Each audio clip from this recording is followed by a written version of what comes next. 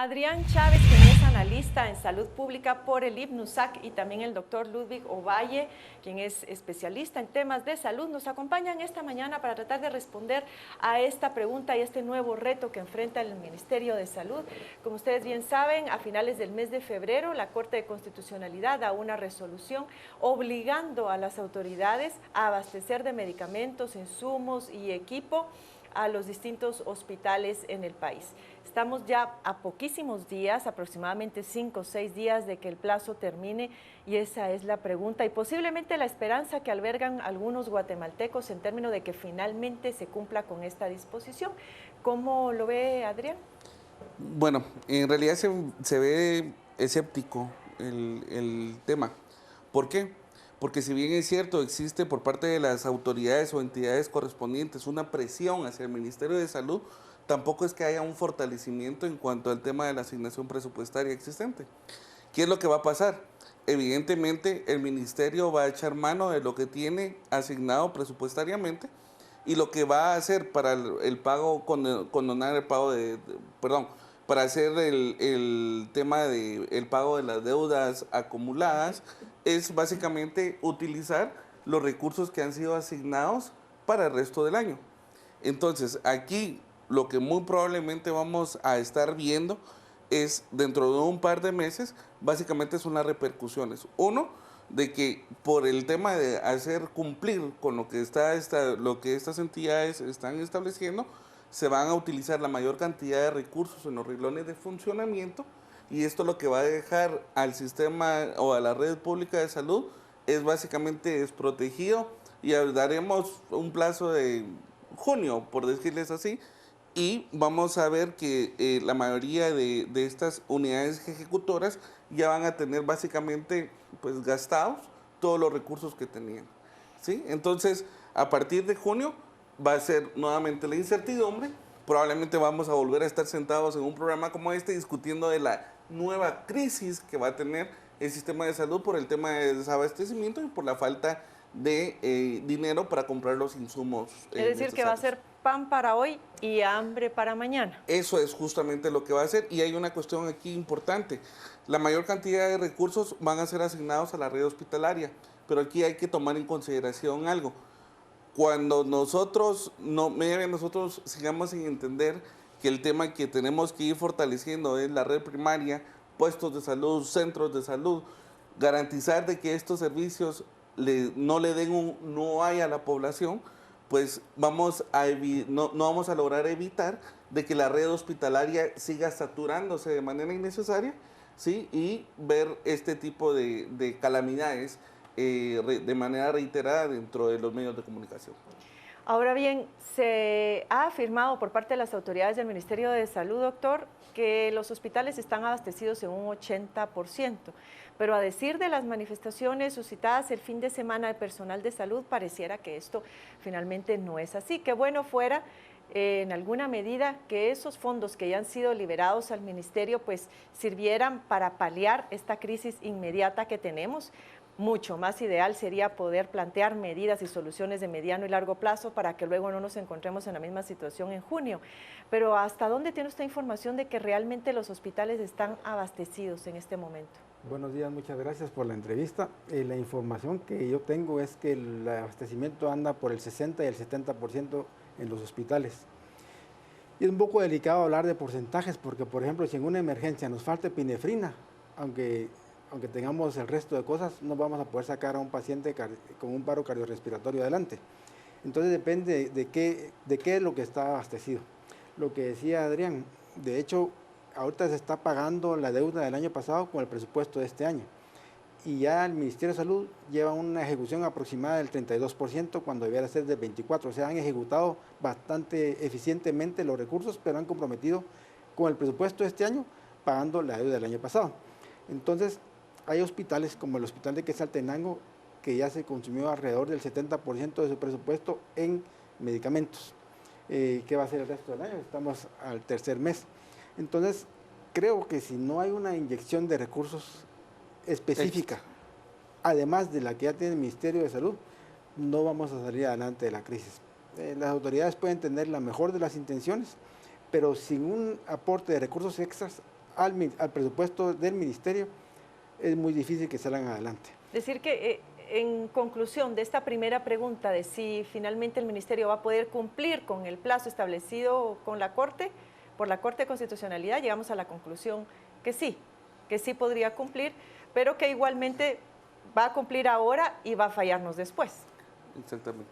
Básicamente lo que estamos viendo aquí es una misma política y es la de inyectar con paliativos, lograr solucionar la crisis inmediata, pero ahí sí que taparle el ojo al macho, porque básicamente vamos a condicionar, estamos condicionando A abrir al un sistema. hoyo y digamos, tapar uno y abrir otro, y estamos así permanentemente. Ese es el gran problema, y el gran problema es de que tarde o temprano seguimos en las mismas situaciones, y esto para la mayoría de guatemaltecos significa la diferencia entre la vida y la muerte por la incapacidad del Estado de lograr garantizar el derecho a la salud y una respuesta social debida y oportuna.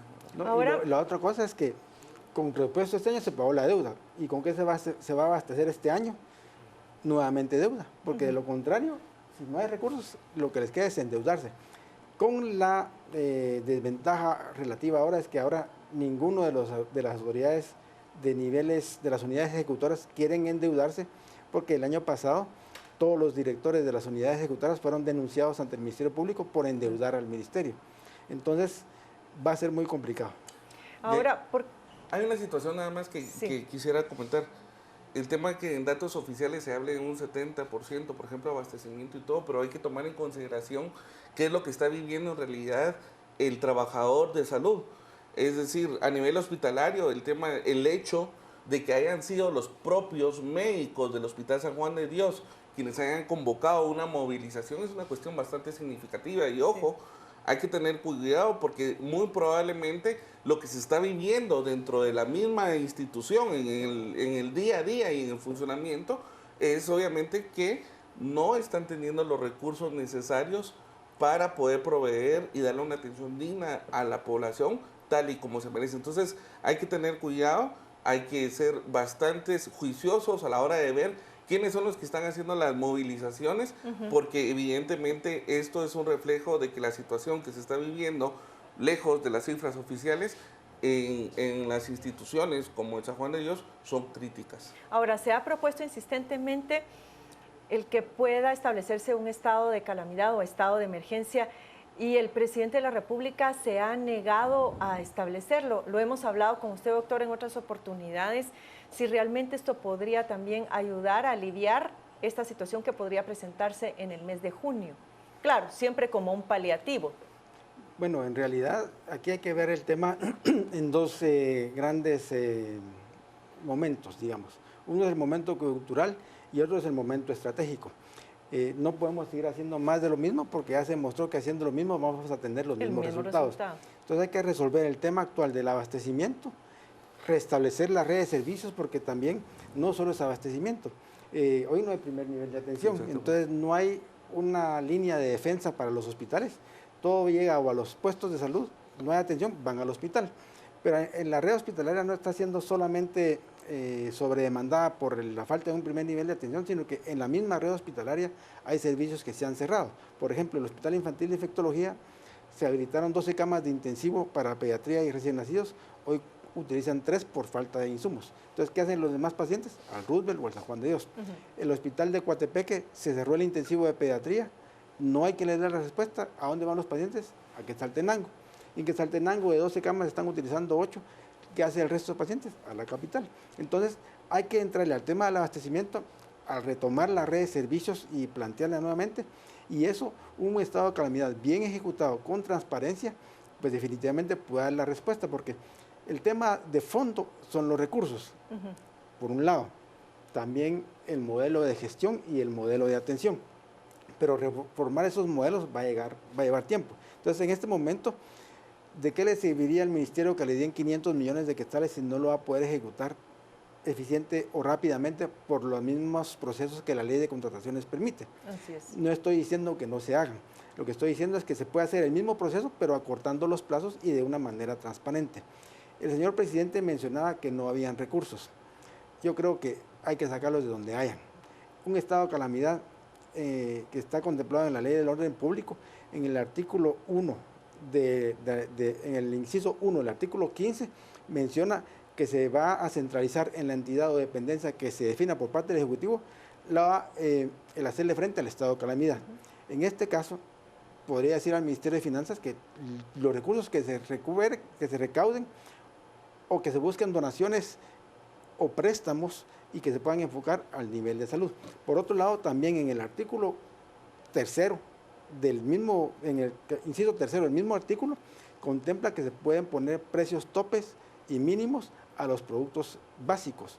En este caso, los medicamentos de la lista básica de medicamentos, si se están comprando muy caros, podrían ponerse hasta un precio. Es decir, que el estado de calamidad no quiere decir necesariamente que se pierda el control de los procesos, que ha sido el temor del presidente Morales. Quiero volver sobre este tema porque aunque él ha alegado que no quiere poner en la mira pública compras directas y no quiere ser cuestionado por ello, y habla de la necesaria transparencia, también el Ministerio de Salud en la práctica, a decir por varias notas periodísticas, está fraccionando las compras, está haciendo compras directas y eso contradice entonces esa preocupación presidencial. Pero vamos a irnos ahora a redes sociales porque se le ha preguntado a nuestros seguidores si ellos consideran que realmente el Ministerio de Salud va a poder cumplir con la obligación de abastecer los hospitales de acuerdo a esta resolución de la Corte de Constitucionalidad. Pietro, vamos contigo.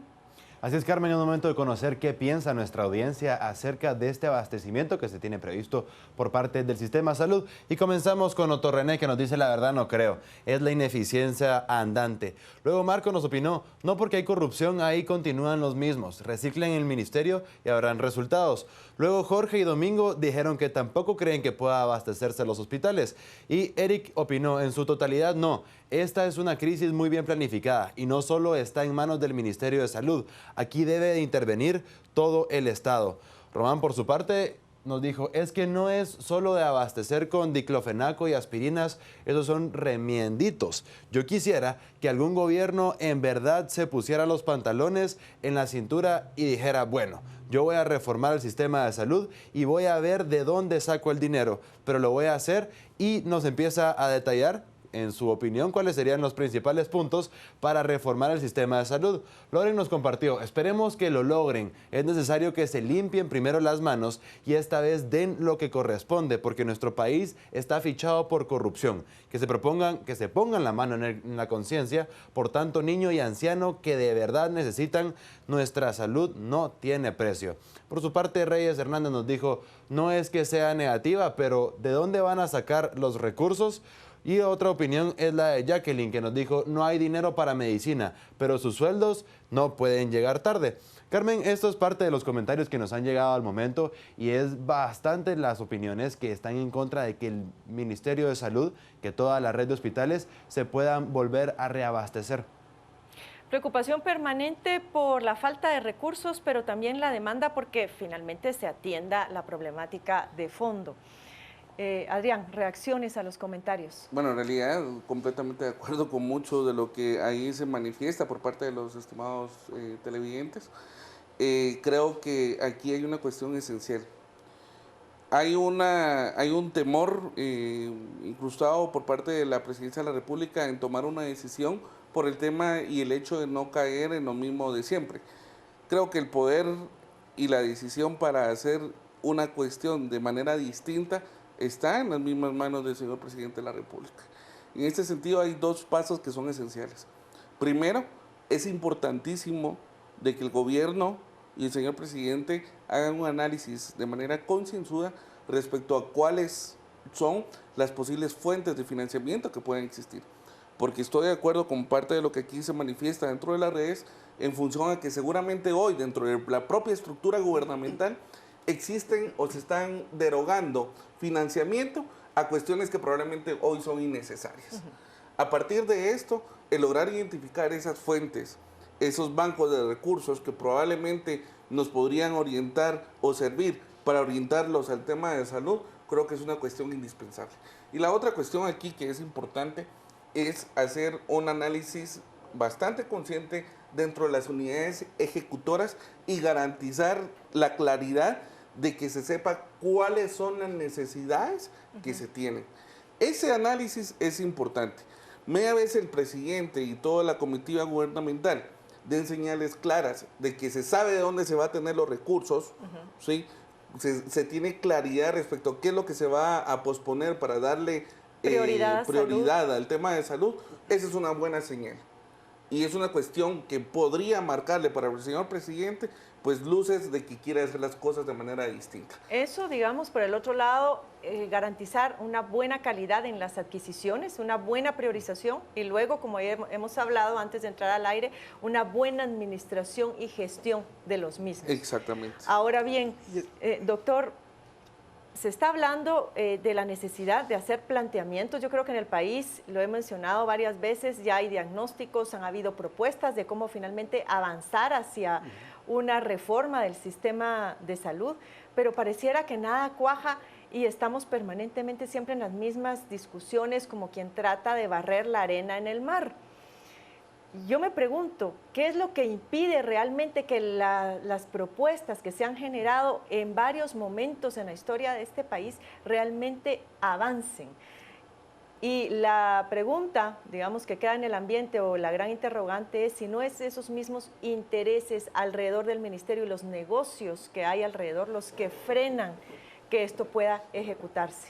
Bueno, definitivamente el ministerio está de alguna manera atrapado por grupos de interés históricos que han estado durante años en el mismo ministerio ejerciendo o velando por sus intereses particulares.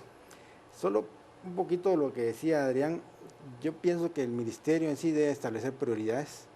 No se puede meter en este momento, como lo están haciendo, a una reforma sectorial estratégica, porque hay una prioridad que es abastecer.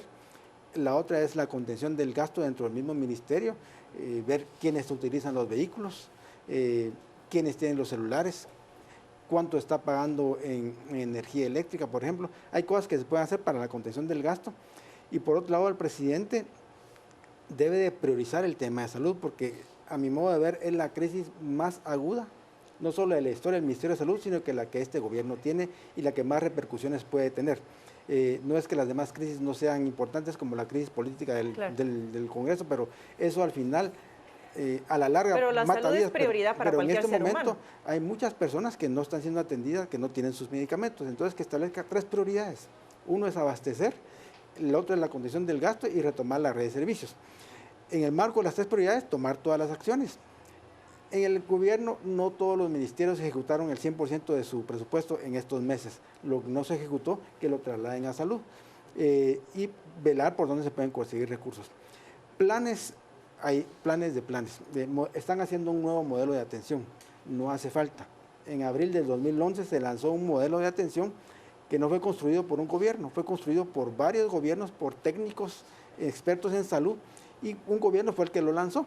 Pero este modelo era el modelo que precisamente sustituía al programa de extinción de cobertura. Sin embargo, este modelo está engavetado, no lo están haciendo, o posiblemente están tomando cosas de ese modelo para lanzarlo con un nuevo nombre. Claro. En el caso de los hospitales, está el modelo de gestión en aquella época de hospitales solidarios, que están siendo considerado para tenerlo de base, pero no hay necesidad de hacer un nuevo modelo. Es decir, que estamos nuevamente dialogando sobre temas que ya habían sido dialogados, en donde ya hay propuesta.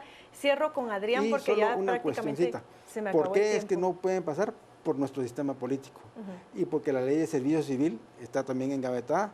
Es decir, hay muchas reformas que como Estado tenemos que hacer. Entonces, mientras no tengamos madurez política, cada cambio de gobierno cambian cuadros técnicos. Va a ser lo mismo. Y hoy parte de la tragedia del Ministerio de Salud es que muchos de los cuadros técnicos están ya fuera del Ministerio, destituidos por un gobierno que pasó recientemente. Y los permanentes chantajes aparentemente también de los cuales han sido víctimas, pues no solamente este ministro, sino otros ministros seguramente en la práctica. Ustedes han denunciado el hecho de que se esté negociando nuevas reformas en el Ministerio de Salud, pero que no se está dando acceso suficiente a la academia, quien quiere colaborar en estas discusiones. Cierro contigo, Adrián, muy brevemente. Muy bien, María, gracias. En primer lugar, completamente de acuerdo con lo que manifiesta Ludwig en función a las prioridades que deben establecerse, pero aquí quiero hacer una acotación de algo. El tema de la responsabilidad para sacar adelante el Ministerio de Salud no corresponde únicamente al ministro, corresponde completamente al presidente, a todo su gobierno y obviamente al organismo legislativo para coadyuvar a que esta movilización extra de recursos de la que en este programa hemos hablado sea una realidad. La otra cuestión es que el IBNUSAC pertenece a un consorcio donde también está integrado la Facultad de Ciencias de la Salud de la Universidad Rafael Landívar, ICEFI, ISIS y SEX, que son instancias que se dedican al tema de la salud. Nosotros hicimos un acuerpamiento a la movilización convocada por los galenos del Hospital San Juan de Dios. Vamos a continuar dentro de este proceso porque estamos convencidos que es indispensable que como ciudadanos seamos empáticos en defender el derecho de la salud. ¿Sí? En este sentido, hay dos cuestiones que hay que tomar en consideración. Rápidamente. Primero, por favor, vamos a entrarle al tema a corto plazo, pero segundo, lo que estamos demandando es establecer una plataforma de diálogo nuevamente en la cual de manera participativa se logre integrar a muchos actores en el tema de salud, poder hacer ese análisis de las cuestiones que ya existen y evitar seguir utilizando los recursos, inventando el agua azucarada.